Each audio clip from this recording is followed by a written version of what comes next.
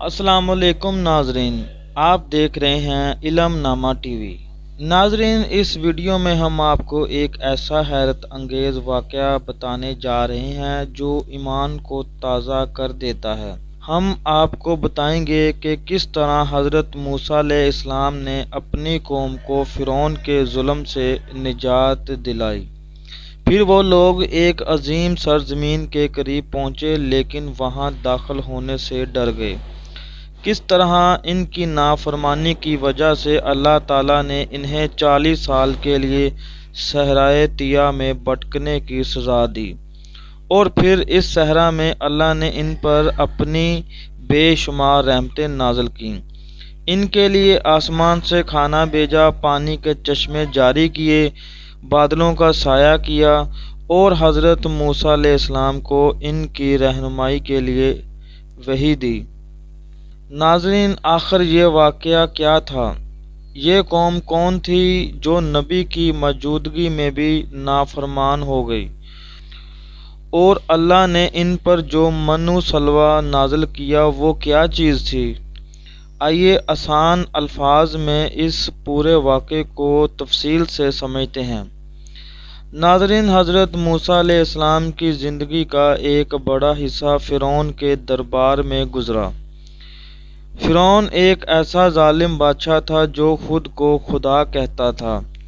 وہ بنی اسرائیل پر بہت ظلم کرتا، ان کے بچوں کو قتل کرواتا اور عورتوں کو غلام بناتا تھا۔ اللہ تعالیٰ نے حضرت موسیٰ علیہ السلام کو نبوت عطا کی اور انہیں حکم دیا کہ فرعون کے پاس جا کر اسے کہو کہ بنی اسرائیل کو آزاد کر دے، مگر فرعون نے ماننے سے انکار کر دیا۔ اس کے انکار پر اللہ نے ایک کے بعد ایک نشانیاں دکھائیں۔ دریا خون بن گیا، مینڈک، جوئیں، طوفان، ٹڈی اور کئی عذاب آئے، مگر فرعون نہ مانا۔ آخر کار جب عذابوں سے تنگ آ کر فرعون نے بنی اسرائیل کو جانے دیا تو حضرت موسیٰ علیہ السلام اپنی قوم کو لے کر مصر سے نکلے، لیکن جیسے ہی وہ سمندر کے کنارے پہنچے، فرعون اپنی فوج کے ساتھ پیچھے آ گیا۔ اس وقت حضرت موسیٰ علیہ السلام نے اللہ سے مدد مانگی۔ اللہ نے حکم دیا کہ اپنی لاٹھی سمندر پر مارو۔ جیسے ہی آپ نے لاٹھی ماری، سمندر دو حصوں میں بٹ گیا، پانی دیواروں کی طرح کھڑا ہو گیا اور درمیان میں خشک راستہ بن گیا۔ بنی اسرائیل اس راستے سے گزر گئے۔ جب فرعون اپنی فوج کے ساتھ اسی راستے میں داخل ہوا تو سمندر دوبارہ مل گیا اور فرعون اپنی فوج سمیت غرق ہو گیا۔ یوں حضرت موسیٰ علیہ السلام اور ان کی قوم غلامی سے آزاد ہو گئی۔ یہ ان کے لیے آزادی اور نئی زندگی کی شروعات تھی۔ ناظرین، جب بنی اسرائیل مصر سے نکل کر آزاد ہوئے تو انہیں اللہ تعالیٰ نے ایک نئی سرزمین کی طرف بلایا جسے ارض مقدس کہا گیا، یعنی برکت والی زمین۔ یہی آج کا فلسطین ہے۔ حضرت موسیٰ علیہ السلام نے اپنی قوم کو حکم دیا کہ وہ وہاں جا کر آباد ہو جائیں، مگر یہ سفر سیدھا آسان نہ تھا۔ انہیں ایک طویل بیابان یعنی ایک خشک اور سنسان صحرا سے گزرنا تھا۔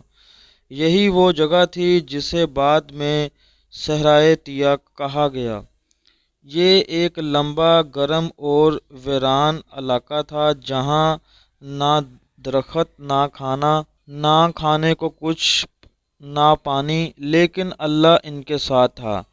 جب وہ لوگ وہاں پہنچے تو حضرت موسیٰ علیہ السلام نے کہا، اے میری قوم، یہ وہ زمین ہے جس کا وعدہ اللہ نے تم سے کیا ہے، تم اس میں جا کر جہاد کرو، اللہ تمہیں کامیاب کرے گا۔ مگر بنی اسرائیل نے جواب دیا، اے موسیٰ، اس زمین میں بڑے طاقتور لوگ رہتے ہیں، ہم وہاں نہیں جا سکتے، جب وہ وہاں سے نکل جائیں گے تب ہم داخل ہوں گے۔ یہ سن کر حضرت موسیٰ علیہ السلام بہت غمگین ہوئے۔ انہوں نے اللہ سے عرض کیا کہ اے رب، میں اپنی جان اور اپنے بھائی ہارون کے سوا کسی کا مالک نہیں، تو ان نافرمانوں سے ہمارا فیصلہ کر دے۔ اللہ تعالیٰ نے ان کی نافرمانی کے بدلے انہیں ایک عجیب سزا دی۔ اللہ نے فرمایا کہ اب یہ قوم 40 سال تک اس صحرائے میں بھٹکتی رہے گی، نہ وہ واپس جا سکیں گے نہ آگے بڑھ سکیں گے۔ یہ صحرا ان کے لیے ایک آزمائش بن گئی، اور یہی وہ وقت تھا جب ان کے ایمان، صبر اور اطاعت کا امتحان لیا گیا۔ ناظرین، سوچئے ایک ایسی جگہ جہاں دور دور تک نہ کوئی سایہ، نہ پانی، نہ اناج، گرمی میں جلتا ہوا ریت کا فرش اور اوپر آگ، برستا سورج۔ ایسی جگہ اگر کوئی قوم زندہ رہے تو یہ صرف اللہ کے معجزے سے ممکن ہے۔ اگرچہ وہ سزا میں تھے مگر اللہ نے انہیں بھوکا اور پیاسا نہیں چھوڑا۔ یہاں شروع ہوتا ہے وہ حیرت انگیز واقعہ جسے منو سلویٰ کہا جاتا ہے۔ جب بنی اسرائیل بھوکے ہوئے تو انہوں نے حضرت موسیٰ علیہ السلام سے کہا، اے موسیٰ، ہمارے لیے کھانے کا بندوبست کرو۔ جب حضرت موسیٰ علیہ السلام نے دعا کی تو اللہ تعالیٰ نے اپنی رحمت سے آسمان سے کھانا نازل فرمایا۔ من ایک میٹھا سا کھانا تھا جو شبنم کی طرح آسمان سے گرتا تھا۔ یہ صبح سویرے ریت پر جمتا اور لوگ اسے جمع کر لیتے۔ اس کا ذائقہ شہد جیسا میٹھا تھا اور خوشبودار تھا۔ یہ بغیر محنت کے ملنے والی نعمت تھی۔ سلویٰ ایک ایسا پرندہ تھا، بٹیر جیسا، جو روز شام کے وقت ان کے خیموں کے قریب آ کر بیٹھ جاتا تھا۔ لوگ آسانی سے اسے پکڑ لیتے اور پکا کر کھاتے۔ یوں اللہ نے ان کے لیے آسمان سے کھانا نازل کیا۔ نہ انہیں بیج بونا پڑا، نہ فصل اگانی پڑی، نہ جانور پالنے پڑے۔ اسی لیے اللہ نے ان پر بادلوں کا سایہ بھی کر دیا تاکہ وہ دھوپ سے بچ سکیں۔ دن کے وقت بادل ان کے اوپر رہتے اور رات کو ٹھنڈی ہوا انہیں سکون دیتی۔ ناظرین، کھانے کے بعد سب سے بڑی ضرورت پانی کی تھی۔ ایک دن بنی اسرائیل نے حضرت موسیٰ علیہ السلام سے کہا، ہم پیاس سے مر رہے ہیں، ہمارے لیے پانی کا انتظام کرو۔ اللہ نے حکم دیا کہ اپنی لاٹھی ایک خاص پتھر پر مارو۔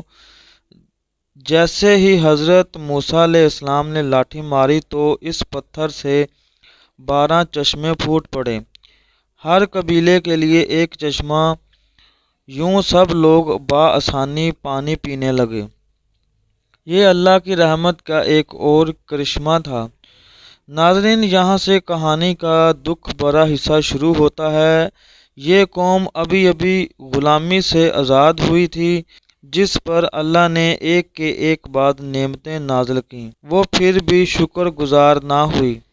انہوں نے حضرت موسیٰ علیہ السلام سے کہا، اے موسیٰ، ہم ہر روز ایک ہی طرح کا کھانا کھا کر تنگ آ گئے ہیں۔ ہمارے لیے زمین کی پیداوار، سبزیاں، پیاز، دالیں اور مسور کا انتظام کر دو۔ یہ سن کر حضرت موسیٰ علیہ السلام نے افسوس سے کہا، کیا تم بہتر چیز کو کم تر چیز کے بدلے لینا چاہتے ہو؟ یہ کھانے تو دنیا کے ہیں، اگر تم چاہتے ہو تو کسی بستی میں جا کر لے آؤ۔ اللہ تعالیٰ کو ان کی یہ ناشکری پسند نہ آئی۔ ان کی حالت یہ تھی کہ ہر نعمت کے بعد شکایت کرتے، ہر آسانی میں ضد دکھاتے۔ یہی ان کی آزمائش تھی۔ حضرت موسیٰ علیہ السلام انہیں بار بار سمجھاتے کہ اللہ سے ڈرو، اس کی نعمتوں کا شکر ادا کرو اور اس کی عبادت میں سچے رہو، مگر وہ ضد پر اڑے رہے۔ کبھی کہتے، اے موسیٰ، ہم تمہارے رب کو اپنی آنکھوں سے دیکھے بغیر ایمان نہیں لائیں گے۔ کبھی بچھڑے کی پوجا شروع کر دیتے، کبھی وعدے توڑتے۔ اللہ تعالیٰ ان پر رحم کرتا رہا لیکن ساتھ ساتھ تنبیہ بھی کرتا رہا۔ 40 سال کی بھٹکنے والی زندگی۔ ناظرین، یہ صحرا صرف سزا نہیں بلکہ ایک مدرسہ تھا۔ جہاں بنی اسرائیل کو صبر، ایمان، شکر، اطاعت سکھائی جا رہی تھی۔ 40 سال تک وہ ایسی صحرا میں رہے۔ اللہ روزانہ انہیں رزق دیتا، پانی دیتا، سایہ دیتا۔ ان کے کپڑے نہ پرانے ہوتے، نہ جسم پر کوئی زخم یا بیماری آتی۔ لیکن اس دوران حضرت موسیٰ علیہ السلام کی نسل میں ایک نئی قوم پیدا ہوئی، ایسی نسل جو آزاد ماحول میں پلی بڑھی، جس کے دل میں بزدلی نہیں تھی۔ یہی وہ نسل تھی جو بعد میں حضرت یوشع بن نون کی قیادت میں ارض مقدس میں داخل ہوئی۔ 40 سال گزرنے کے بعد وہ وقت آیا جب اللہ نے بنی اسرائیل کی توبہ قبول فرمائی۔ ان کے دل بدل گئے، ایمان مضبوط ہوا اور ان کی نیتیں پاک ہوئی۔ اللہ تعالیٰ نے حضرت موسیٰ علیہ السلام کو خوشخبری دی کہ اب تمہاری قوم اس زمین میں داخل ہو سکتی ہے جس کا وعدہ تم سے کیا گیا ہے۔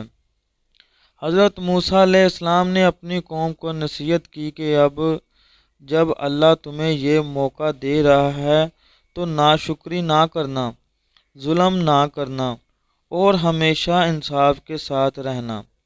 ناظرین، یہ واقعہ ہمیں بہت بڑے سبق دیتا ہے۔ اللہ کی نعمتیں صرف ظاہری نہیں ہوتی بلکہ امتحان بھی ہوتی ہیں۔ اگر ہم شکر گزار ہوں تو نعمتیں بڑھتی ہیں اور اگر ناشکری کریں تو نعمتیں چھن جاتی ہیں۔ حضرت موسیٰ علیہ السلام کی قوم نے اگرچہ بہت نافرمانیاں کی، لیکن اللہ کی رحمت اتنی وسیع تھی کہ اس نے انہیں بھوک، پیاس اور موت سے بچا رکھا۔